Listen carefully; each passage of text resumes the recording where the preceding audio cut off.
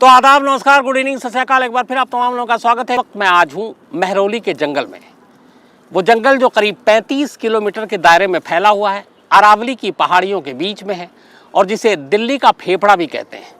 अब इस जंगल में इसलिए हूँ क्योंकि पिछले 4 दिनों से दिल्ली पुलिस की एक टीम लगातार इसी जंगल की खाक छान मार रही है। पुलिस को तलाश है इस जंगल में ऐसे सबूत की जिससे एक मुर्दा को मुर्दा साबित किया जा सके। मैं बात कर रहा हूँ श्रद्धा मर्डर केस की। यही वो जंगल है और इस जगह जहाँ मैं बैठा हूँ पिछले 4 दिनों से इसके इर्द गिर्द, क्योंकि आफ्ताब हर बार जब पुलिस पूछताछ करती है तो यही बताता है कि उसने महरौली के इन्हीं जंगलों में करीब 20 दिनों तक अलग अलग टुकड़े अलग अलग पॉलीथिन में लाकर फेंके हैं। तो फिर तय किया कि इस जंगल को देखा जाए, क्योंकि बहुत सारे मन में सवाल थे। एक ये कि जिस जगह मैं बैठा हूँ ये जंगल है, यहाँ से जिस जगह पर आफ्ताब और श्रद्धा उस छतरपुर पहाड़ी में किराए के घर पर रहते थे, वहाँ की दूरी करीब करीब 1 से 1.25 किलोमीटर है। अगर आप पैदल चलें तो लगभग आप 15 मिनट मानकर चलिए, 10 से 15 मिनट में आप पहुँच सकते हैं। और अब तक की पूछताछ के हिसाब से आफ्ताब हर रात पैदल ही निकल कर आता था, जो उसका कहना है, क्योंकि गाड़ी लेकर आता, टैक्सी करता, रिक्शा करता तो कल को भेद खुल सकता था। लेकिन जितने जंगल के अंदर तक मैं आया हूँ वहाँ एक सवाल और आया कि रात के 2 से 3 के दरमियान कोई शख्स लगातार इतने जंगल के अंदर आए और कुछ चीज़ फेंके और चला जाए, बड़ा मुश्किल है। कम से कम जो मैंने इस जंगल का नक्शा देखा, क्योंकि मेरे बहुत सारे यहाँ पे साथी हिमांशु मिश्रा, अरविंद ओझा लगातार इसी जंगल में हैं कई दिनों से। अंदर आने के बाद बाहर निकलने के लिए भटकना पड़ता है। एक रास्ते से आप आते हैं तो फिर रास्ता वापस कैसे जाए ये भी पता नहीं चल पाता है। तो जंगल घना है, रास्ते कोई है नहीं पक्के, तो आपको जंगल के बीच से ही रास्ते काटने पड़ते हैं। बल्कि पुलिस ने तो कई जगह पर जंगल काटे हैं अंदर आने के लिए, तलाशी लेने के लिए, झाड़ियाँ हटाने के लिए। तो ये अपने आप में सवाल है कि रात के अंधेरे में एक शख्स जंगल के इतने अंदर तक कैसे आ सकता है। लेकिन आफ्ताब बार बार पुलिस को यहीं ला रहा है। तो क्या वो पुलिस को गुमराह कर रहा है? क्योंकि वो दिल्ली का है नहीं, मुंबई से आया है और इस इलाके में उसको रहते हुए सिर्फ 3-4 दिन हुए थे जब ये कत्ल हुआ, और उसके बाद अगले 20 दिनों तक उसने लाश फेंकी, यानी जून 5 तक। तो 20 दिनों में उस जंगल के अंदर के चप्पे चप्पे से वो कैसे वाकिफ़ हो सकता है? ये सवाल अपने आप में बड़ा है। तो यहीं पे एक सवाल और खड़ा होता है कि क्या आफ्ताब गुमराह कर रहा है, झूठ बोल रहा है? लाश उसने कहीं और फेंकी और पुलिस को यहाँ लाकर घुमा रहा है। उसकी वजह यह है कि पुलिस ने इसी जंगल से कुछ हड्डियाँ भी बरामद की, करीब 13। अभी शुरुआत में मैंने आपको दिखाया। मैं विनोद शिकारपुरी से कहूँगा भी कि जब इस जंगल में हम आए तो जहाँ तहाँ कई हड्डियाँ भी पड़ी हुई हैं, और ऐसी एक हड्डी बिल्कुल यहाँ पे पड़ी हुई है, और काला जो रंग का पॉलीथिन है वो भी यहाँ पे इधर उधर बहुत सारे बिखरे पड़े हैं। तो ऐसी हड्डियाँ देखकर यही लगता है कि शायद जानवरों की हड्डियाँ हों। हालांकि जिस जगह पर है ये हड्डियाँ यहाँ क्यों पड़ी है ये भी मुझे हैरत है, क्योंकि पुलिस की टीम ने कई बार यहाँ के चक्कर काटे हैं और बहुत सारी हड्डियाँ समेटी हैं। लेकिन शायद जो फॉरेंसिक एक्सपर्ट्स हों उन्होंने देखते ही पहली नज़र में नंगी आंखों से बता दिया हो कि ये हड्डियाँ इंसान की हो नहीं सकती हैं, किसी जंगली जानवर की होंगी, तो शायद इसीलिए इसे छोड़ दिया। और अगर इस जंगल का आप दौरा करें तो ना मालूम ऐसी कितनी हड्डियाँ पड़ी हैं। अब उनमें से ढूंढना है वो हड्डियाँ जो एक इंसान की हैं, यानी श्रद्धा की हैं। बकौल आफ्ताब काम चुनौती भरा है। 35 किलोमीटर के दायरे में ये जंगल है। हालांकि 35 किलोमीटर अंदर तक घुसकर वो हड्डियाँ फेंके ये नामुमकिन है। तो पहला सवाल तो यही है कि क्या सचमुच उसने इस जंगल में हड्डियाँ फेंकी हैं, लाश के टुकड़े फेंके हैं, या फिर उसने कहीं लाश के टुकड़ों को और ठिकाने लगाया है? एक सवाल ये है। अब सवाल ये है कि पुलिस अब तक क्या कर रही है और सबूत कैसे ढूंढा जाए, क्योंकि इस वक्त पुलिस के सामने चुनौती सबसे बड़ी ये है कि श्रद्धा को मुर्दा साबित करना है, क्योंकि आफ्ताब ने इकरार जुर्म किया कि उसने कत्ल किया है। अब सबूत कैसे मिलेंगे? जितने एक्सपर्ट से मैंने बात की उनके सारे जवाब जो हैं आपके सामने इस कहानी में रखता हूँ।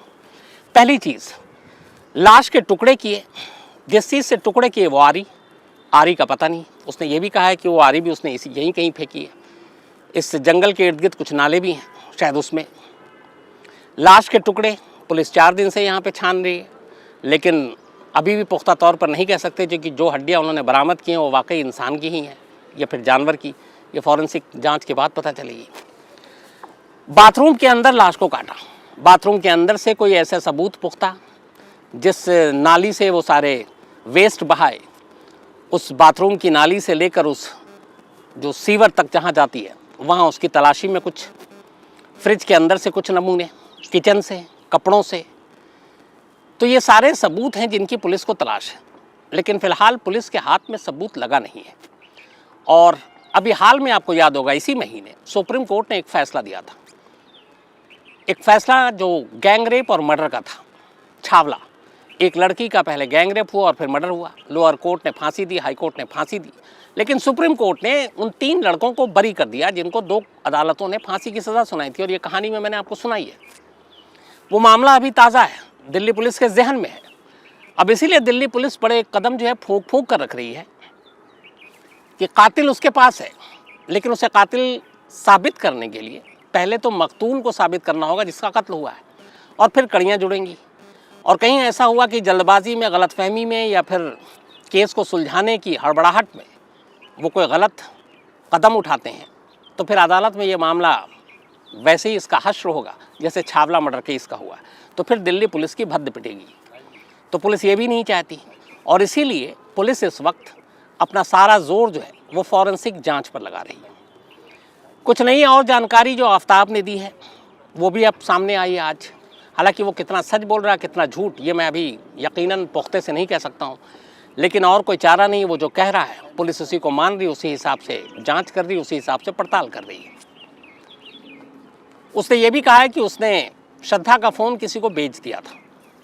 अब बेच दिया तो फिर EMI नंबर के थ्रू उससे मोबाइल का पता चल सकता है। उसने ये भी कहा कि कत्ल के बाद वो नॉर्मल ज़िंदगी जी रहा था, बियर पी रहा था, अपनी दोस्त को बुला रहा था, खाना खा रहा था।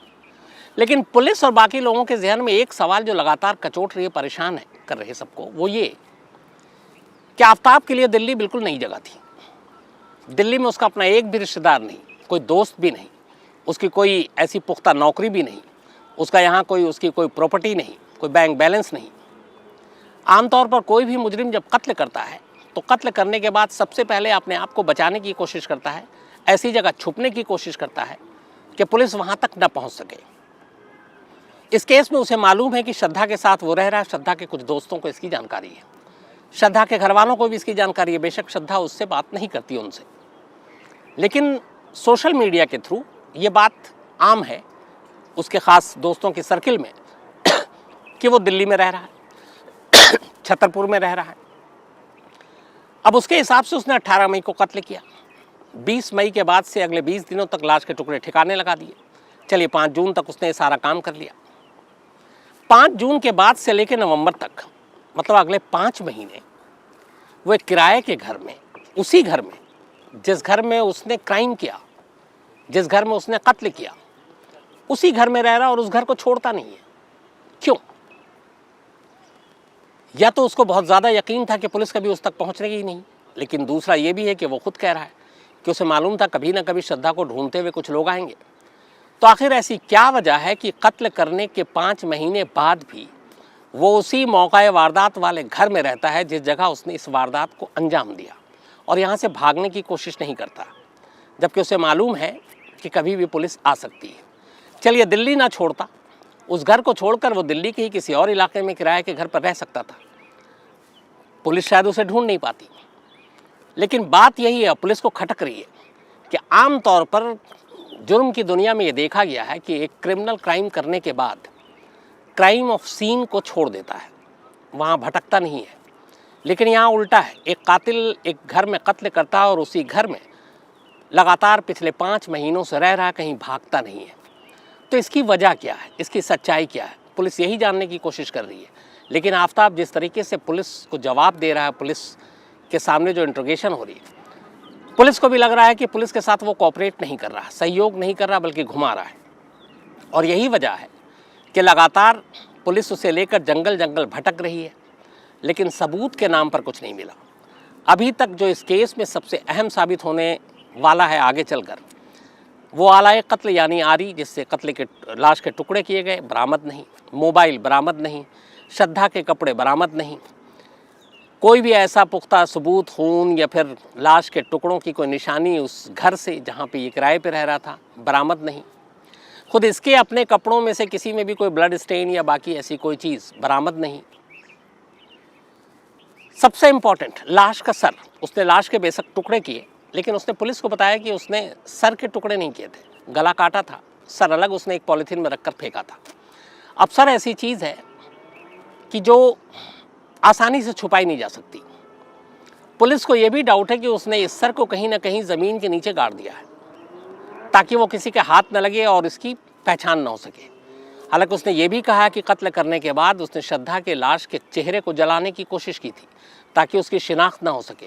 लेकिन चेहरे को जलाने का यहाँ मतलब ये है कि फिर वो कहीं फेंकेगा तो किसी के हाथ वो सर लगे और उसके बाद वो चेहरा सामने आए। लेकिन यहाँ चेहरा और लाश का सर दोनों गायब, तो इसका मतलब है कि कहीं ना कहीं उसने इस सिर को, जो खुद पुलिस को लगता है, किसी जगह गड्ढा खोद कर दफना दिया है। लेकिन आज 5वां दिन हो गया पुलिस कस्टडी में, अभी तक वो गड्ढा जहाँ पे उसने दफनाया सचमुच अगर दफनाया है तो पुलिस को नहीं मालूम, जबकि पुलिस उससे लगातार पूछ रही है और ये सर एक बहुत अहम सबूत है इस केस में। तो कहाँ पे उसने गड्ढा खोदा, कहाँ दफनाया, नहीं मालूम। तो ये भी नहीं पता। इसका मतलब है कि आफ्ताब लगातार पुलिस को गुमराह कर रहा है। आफ्ताब को बहुत सारी चीज़ें पता है, लेकिन पुलिस से जो वो बात कर रहा है शायद पूरा सच नहीं बोल पा रहा है।